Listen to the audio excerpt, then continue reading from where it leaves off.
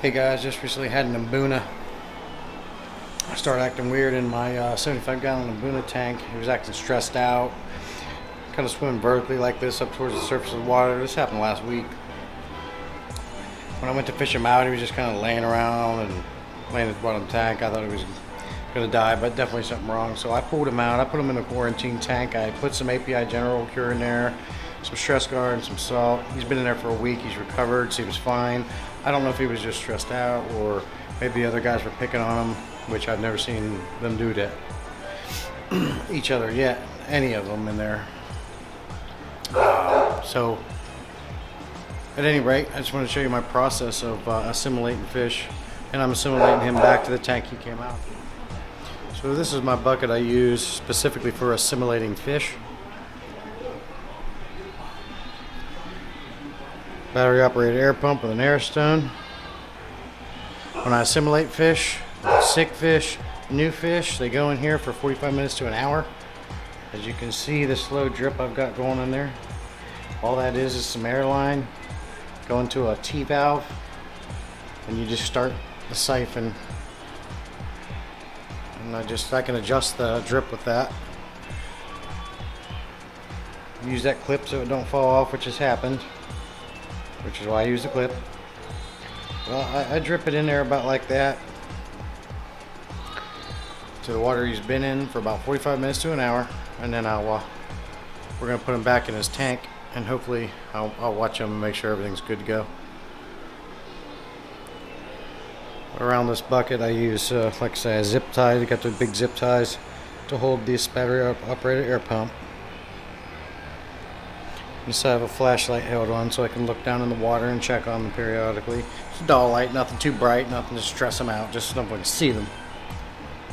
And I have to set that up on a bar stool so you can get to the right length. Plus everybody likes to work at a nice decent height. All this stuff here is quarantine specific only. That net doesn't get used in any of my display tanks, only quarantine. Of course, the bucket.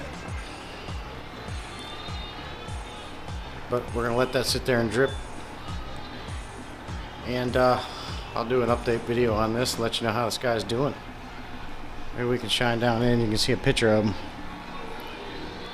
Not a picture, but get a shot of him here. There he is.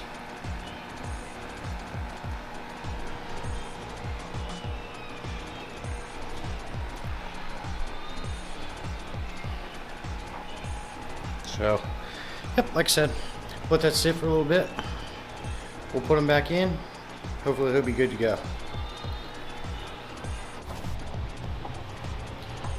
When I do my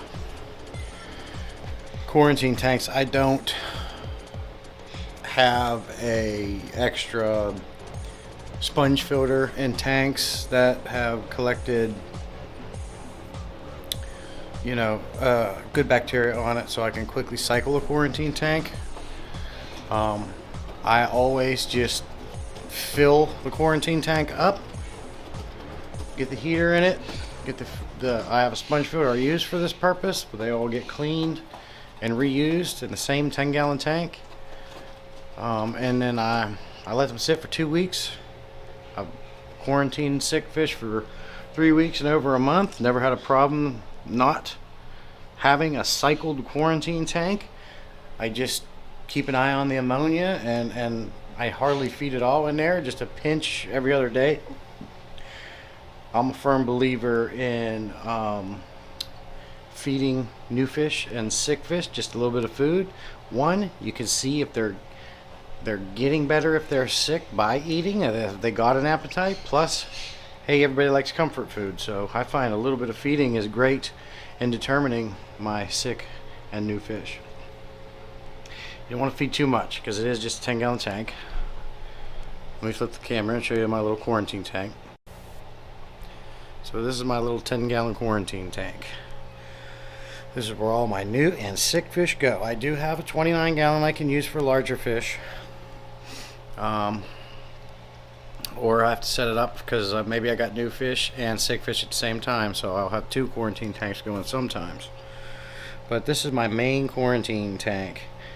You can check out my labels: biohazard, quarantine, stay back, salient aquatics, and all around just for fun. And my cool aloe vera cross sign. The palm trees is always something I've kept in my quarantine tank. That sponge filter, this heater here, this is all for just my quarantine tank. Of course, it's got a glass top. Works great.